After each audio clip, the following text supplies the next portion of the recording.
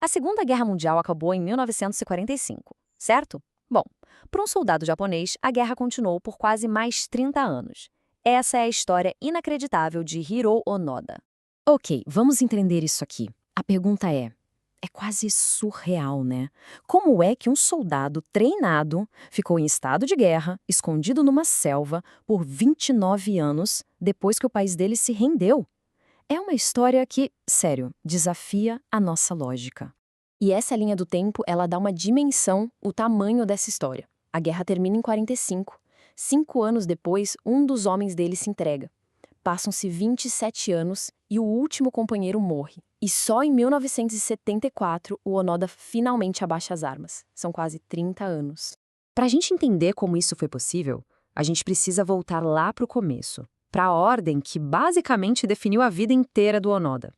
Olha só, o Onoda não era um soldado qualquer, tá? Ele foi treinado numa escola de elite, a escola Nakano, especializada em inteligência e táticas de guerrilha. A missão dele lá em Lubang era muito clara: sabotar tudo o que fosse dos aliados e travar uma guerra de desgaste, resistindo a qualquer custo. Agora, essa é a chave de tudo. Essa promessa do Major Taniguchi virou o pilar de toda a convicção do Onoda. Para ele não era só uma ordem, sabe? Era uma garantia pessoal do comandante. E ele se apegou a isso por 3 décadas.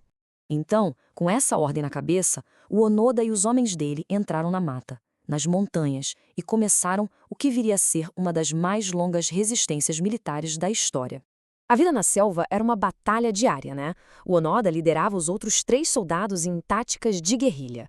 Eles sobreviviam de banana, coco, essas coisas, e também de arroz que roubavam dos fazendeiros locais.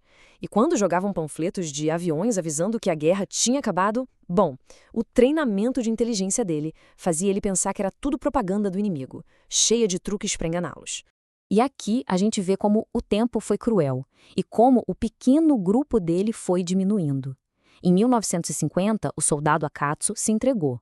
4 anos depois, o cabo Shimada foi morto num confronto. E aí, em 1972, o último companheiro dele, Kozuka, também foi morto pela polícia local. A partir daquele momento, Hiro Onoda estava completamente sozinho. Sozinho por quase 2 anos. Para o mundo lá fora, ele já era uma lenda, quase um fantasma. Mas a história estava prestes a dar uma virada que, sério, parece coisa de cinema. E é aí que entra em cena uma figura totalmente inesperada: Norio Suzuki. Um jovem estudante, aventureiro, que partiu numa busca quase mítica.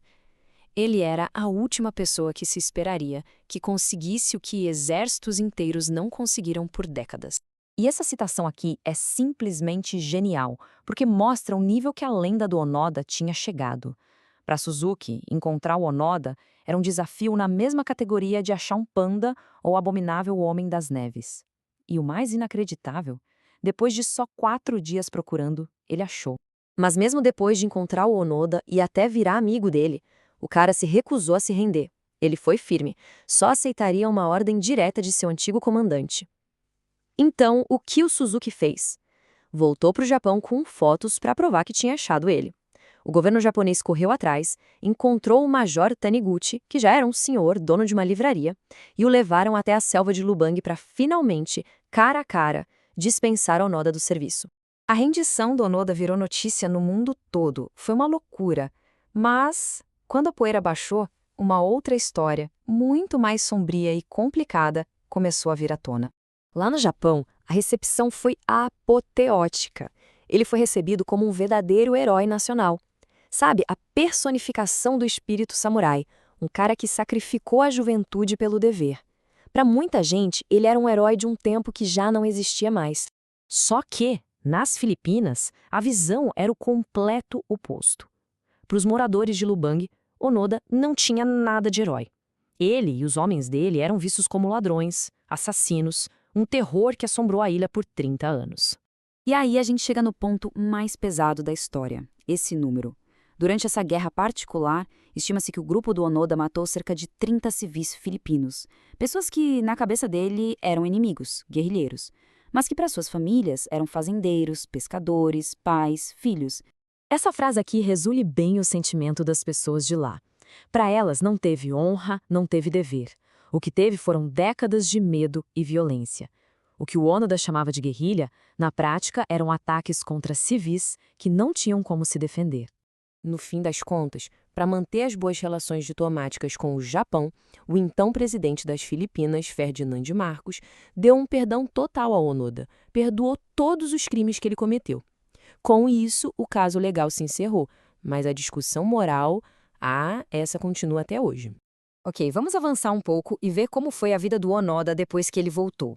Como é que alguém se adapta a um mundo que mudou completamente sem essa pessoa? A verdade é que o Onoda teve muita dificuldade para se adaptar. Ele ficou bem desiludido com o que considerava a perda dos valores tradicionais japoneses. Tanto que, em 1975, ele se mudou para o Brasil e virou pecuarista.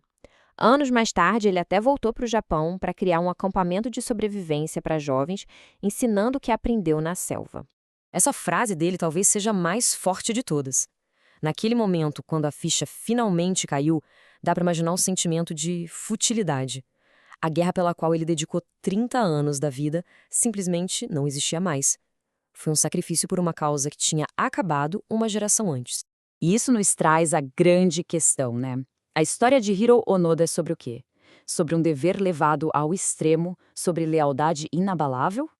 Ou é uma história de alerta sobre os perigos do fanatismo, de como a obediência cega pode levar a consequências terríveis e a uma completa distorção da realidade? É uma pergunta que, sinceramente, não tem resposta fácil. A gente adoraria saber o que as pessoas que nos acompanham pensam sobre isso. Deixem um comentário aqui embaixo com a opinião sobre a história.